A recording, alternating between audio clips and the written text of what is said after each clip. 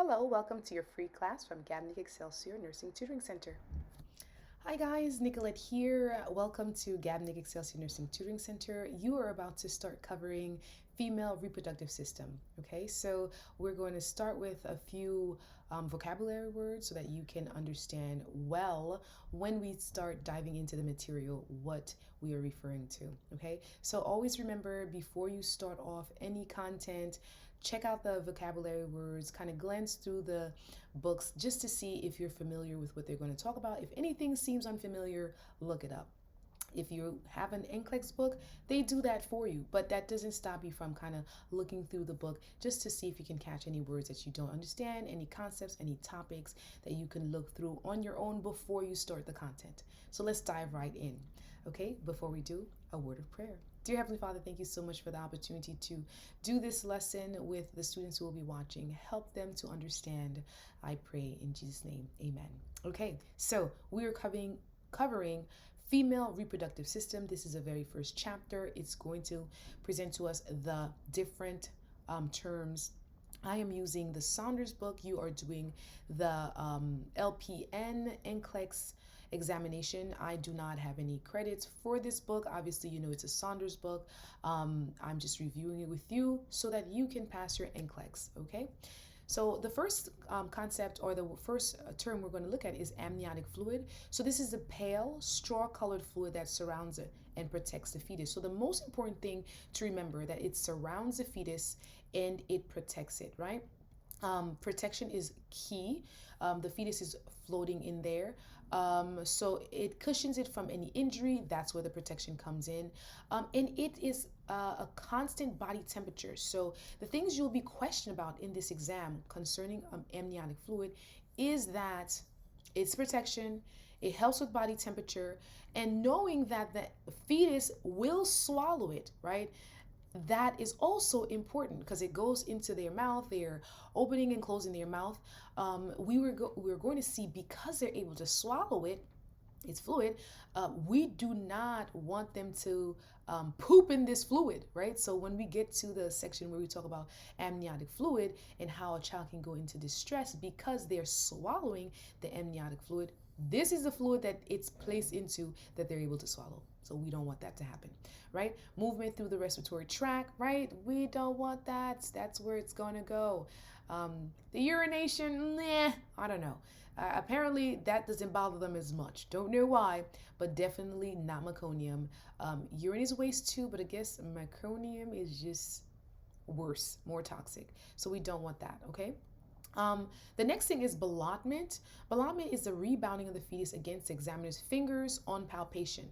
So this is something that you need to know. So this is a sign of the first, like there's positive sign, probable sign, and there's the first. So the ballottement is the there's probable, positive, and oh my gosh, what's the other one? We'll find out as we get through the text. But ballottement is part of the probable sign where it might be a fetus.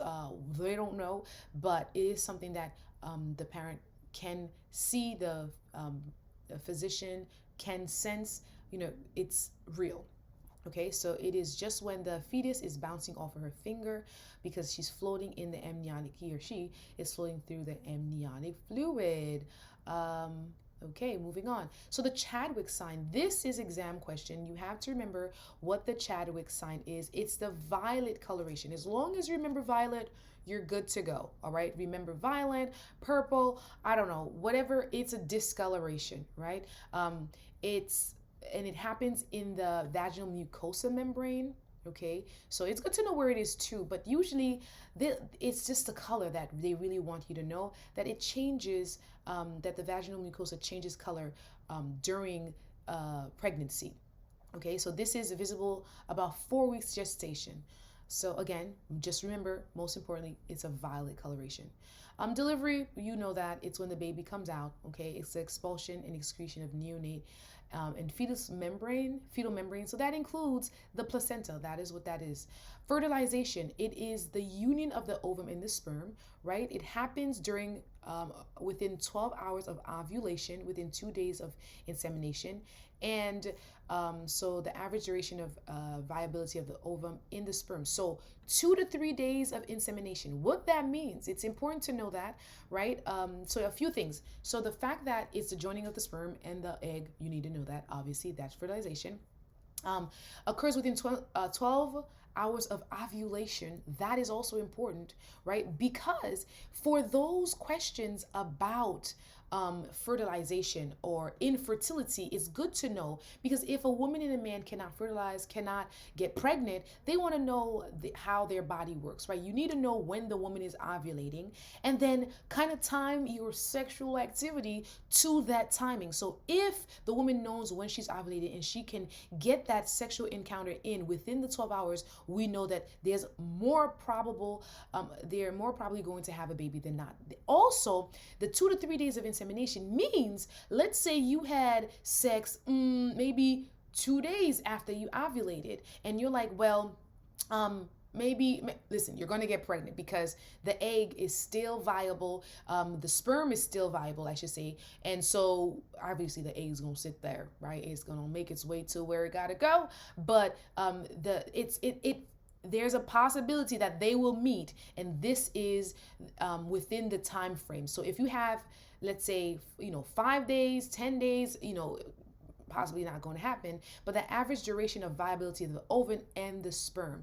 Once you hit the 4 days, the egg starts to deteriorate, right? It starts to get breaking down, and if you remember biology, you'll know that process of ovulation and the menstrual cycle, right? But within the 2 days, once the sperm goes in there, you're gonna have a baby. The next one, the part to remember, good old sign, is going to be under your exam, and this is the softening of the cervix. And so remember that this softening, and remember it's the cervix and not the vagina, not the uterus, it's the cervix, right?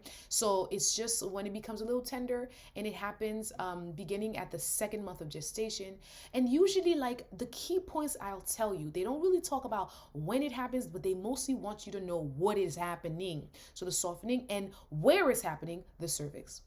Gravida is also important to know, because they start to question you about whether the person is gravida 1 or gravida 2. Like, you need to know what it means. So it's a pregnant woman, whether the baby survives, whether there's an abortion, whatever it is, as long as she got pregnant, there was a fertilization within the 2 to 3 days or 12 hours of ovulation, right? There's a baby being produced, a fetus is multiplying, and you have the zygote, whatever. That is a pregnant woman. You need to know that. The woman is called gravida 1 if it's preemie gravida, and for the first pregnancy, gravida 2 if it's second. So again, doesn't matter if the baby lives or not, gravida, you need to know that. Hagar signs. The Hagar sign, I haven't seen it as much, but I have seen it. So it's a compressible and softening of the lower uterine segment. This occurs about 6 to 8 weeks gestation. It's good to know that it has to do with the uterine segment, right? It's good to know. I've seen that word. Just know it has to do with pregnancy, and it has to do with the uterine. The other one is implantation. So that happens, so embedding of the fertilized ovum in the uterine mucosa. So remember, fertilization happens in the fallopian tube, and it travels down into the uterus. So once the egg is fertilized, it starts to multiply, right? It's multiplying, and once it finished multiplying, well, it's not finished multiplying, it continues to multiply as it travels down the fallopian tube, and then it reaches the uterine or the uterus, right, where it's going to be implanted, because that is where what's going to happen, that is where you're going to form your placenta, okay, or the placenta is going to form once the egg sits on the uterine lining, okay? So that happened, it occurs 6 to 8 days after conception, okay? So that is when, so once that insemination happens, that's the conception, right? So from that time to the time where it implants, 6 to 10 days has passed. Okay, so that's implantation. It's good to know. They don't usually question you about that. Let's move on. Infant, a human born alive, right? Also a human from 28 days of age until the first birthday. So, okay, these are the different terms. And it's so funny, like human born alive, obviously. If it's an abortion, right, they don't call it an infant, right? Even if, if it's stillbirth, whatever, right? So it's after 28 days. Otherwise they call it, wait, what do they call it otherwise? So that's why we have the word fetus. We have the word yeah, I don't know what the next word before that is, but we're gonna find out for sure. But I know they want to make the distinction between the fetus, which is in the stomach, and sometimes you'll hear me forget, and then I'll say baby in the belly, but baby in the belly is not a baby; it's a fetus, right? So we like to get into the habit of using these terms, right? So 28 days. It's just good to know. They're not going to question you about that. Labor is a coordinated sequence of rhythmic, involuntary uterine contractions, right? It's good to know that it is involuntary. They're not going to question you on that, but I want you to understand that it is not something the mother can control, right? It is not something that she could stop and go and stop and go. And because it's involuntary, it happens on its own. The force, the power, the frequency, they intensify and it can't be controlled, which means it can kill them, right? Because if it's not controlled and you can't stop it, it has to take the course, right? It has to go through the process eventually until the baby is delivered. So that results in effacement, in dilation of the cervix, and this is followed by the expulsion and product of conception. So labor is during the effacement. Remember, effacement is when the cervix is thinning, right? It's like a thickness all around, and then it thins and thins and it makes room for the baby. The dilation is when the cervix is coming from the little small hole to a bigger hole, right? That's dilation of the cervix. And then the baby comes out, and then the placenta come out. So all of this is labor. Then we want to talk about the loci, which is a vaginal discharge from the uterus, right? So loci is something that they will test you on. So remember that, okay? What is it? It's the vaginal discharge from the uterus that consists of blood from the vessels of the placenta site, tissue debris from the decidua and mucus. So it has different colors. That's one thing that you have to remember, right? So loci lasts for 2 to 6 weeks of postpartum. That's important to know that it lasts a while. It's not a couple of days, right? They don't really test you on how many days it lasts, but you do need to know these different colors. They will test you on that. They will say, if it's rubra, is it good? If it's serosa, is it good? If it's alba, if it's good. So if it's ruba, that is the very first stage. That is when it's super red, right? Because she just delivered, she's bleeding a little. Maybe there's some, they cut, like episiotomy. We'll see probably those words as well. We need to see that blood needs to come out. So it needs to come out in a pad. And that's the other thing to know. The woman has to collect it, right? She has to wear a pad so that she can measure how much bleeding there is, how often she's bleeding, right? So like just to kind of measure, is it too much? What is too much? So it comes from red. Serosa is where there's like it's blood tinged. So it's more pink than red. And then alba is like the clearer liquid, right? Where it's like more like vaginal fluids. They might have a little bit of color to it, but it's not red and it's not pink, right? It's more on a light color. And then the other thing to know here is you do not want any odor, right? If there is odor, that means there's an infection. So you do not want infection. This will help us monitor the insides of the mother after she has delivered. How is she healing? Is she bleeding? Is there hematuria? Is there a problem? Okay. There are other things we can use, such as the vital signs, to see if there's any issues with the bleeding as well. But this will help us know why the vitals are not the way they should be, okay? The next thing that you have to remember, this is an exam question. Definitely need to know the Naegele's rule, right? And you need to know how to measure it. So what is it? It's a way to determine when the baby is going to be born, right? It's the estimated date of birth that works on the premises of the woman who has a 28-day menstrual cycle. So that's one of the reasons why when you go to the doctor, they'll ask you, when was your last menstrual period? But with this, they'll ask you, when was the first day of your menstrual period? So this is how you calculate how you know the mother is going to deliver on April 2nd, 2021. I don't know, right? This is how we know. They measure it, right? And it's so funny because people, before I was in nursing, I always wanted to know, like, how do they know when they're going to give birth? Like, that is so interesting. And this is how they do it. Now you're going to know. And I hope you remember this, but if you don't, this is a great reminder. So the first thing you do is you subtract 3 months from the first day. And why is that? Well, because usually a woman will know that she's pregnant if she's, in tune with her body possibly 3 months afterwards, because it's when the 3 months happen that they're going to start having the nausea and they're going to start to feel discomfort. So they have to go back, right?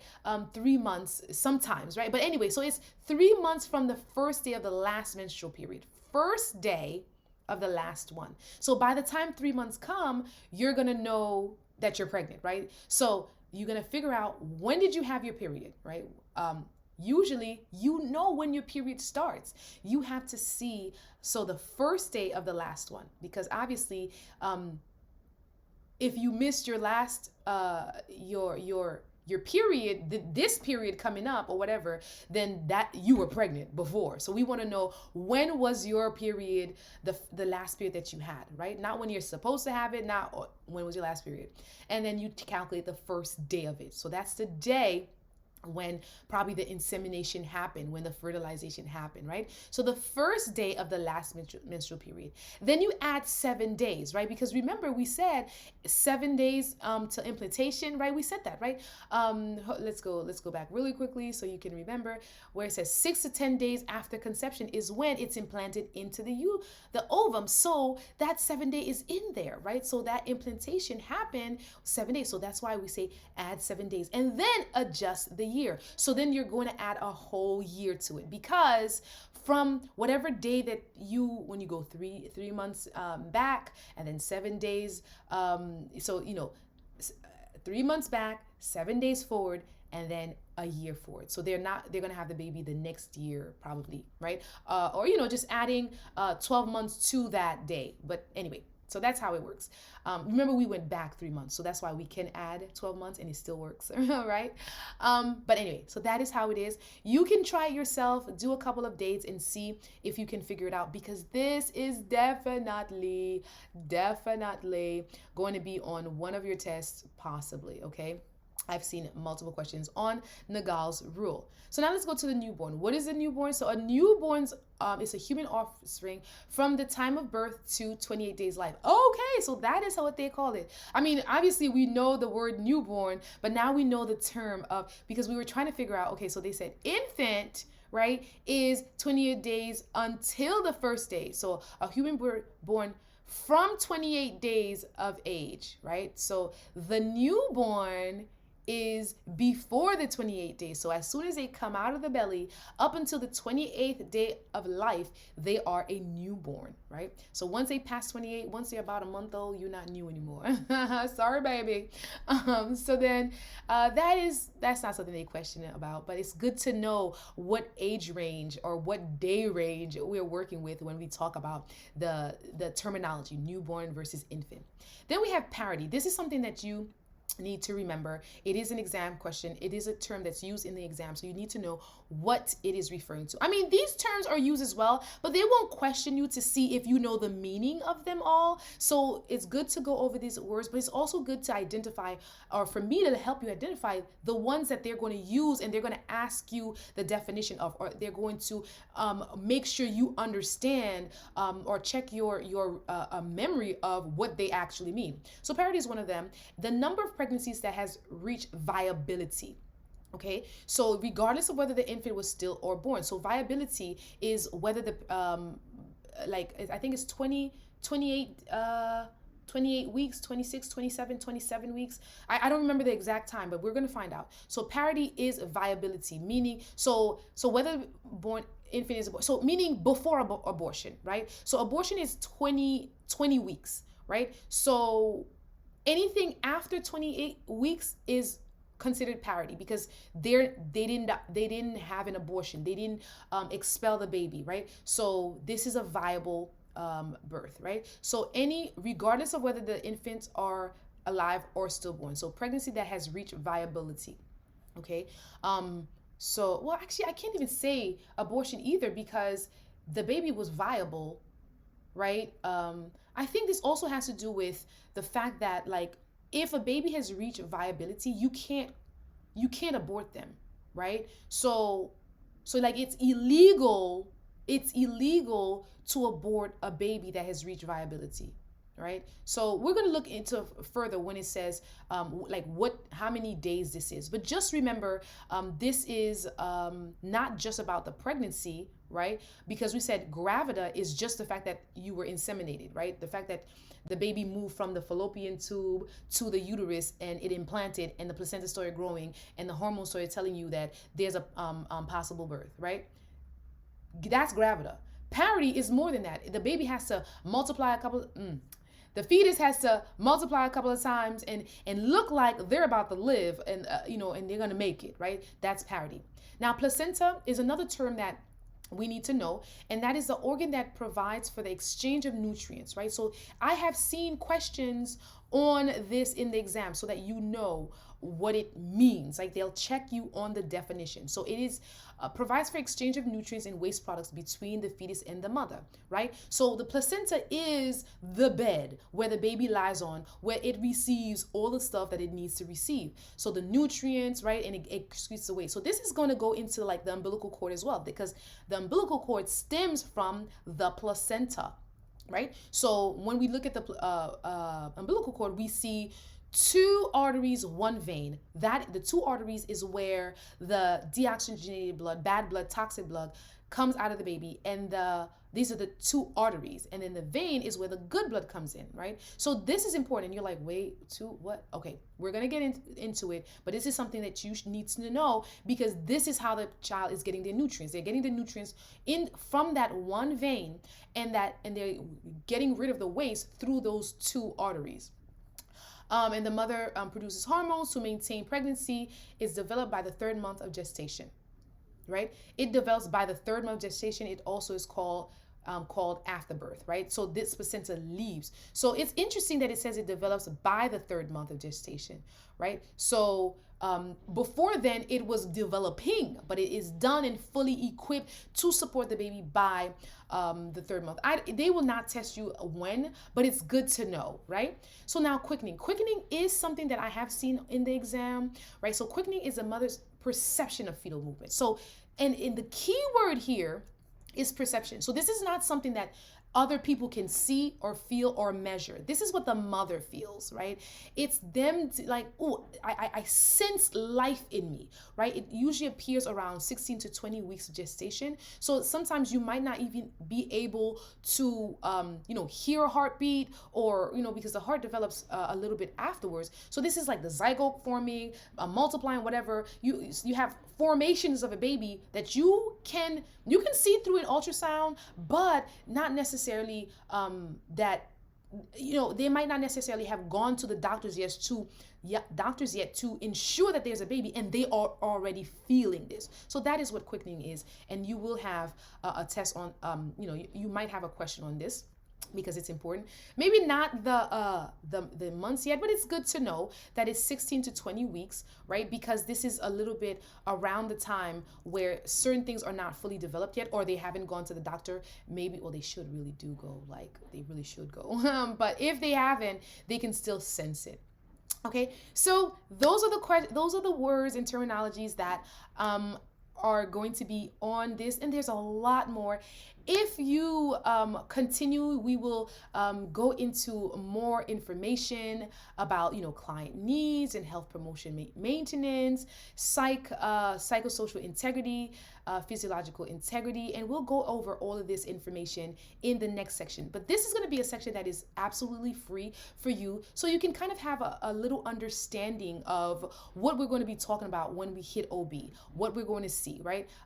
And this is the free section. The next section is going to be, unfortunately, a paid section when we get into all of these information, all this information about the woman's reproductive system. We'll learn about the menstrual cycle, and we'll learn about all the hormones and female pelvis. All of that information will be coming in the next section, but unfortunately it is paid. But if you like the way this instruction was presented to you, do sign up and learn more. This is for students who want to know about nursing and are trying to see, is this for me? This is for students who are in nursing school, who want an extra guide, or someone who can put it in a different term that maybe they're not understanding the way their teacher's presenting it, maybe they're not understanding the way the book is presenting it. And this is also for nurses who want to refresh your course. You haven't been in the nursing field for a little while, maybe because of a baby, maybe because of an injury, and you want to get back in, but you feel like you've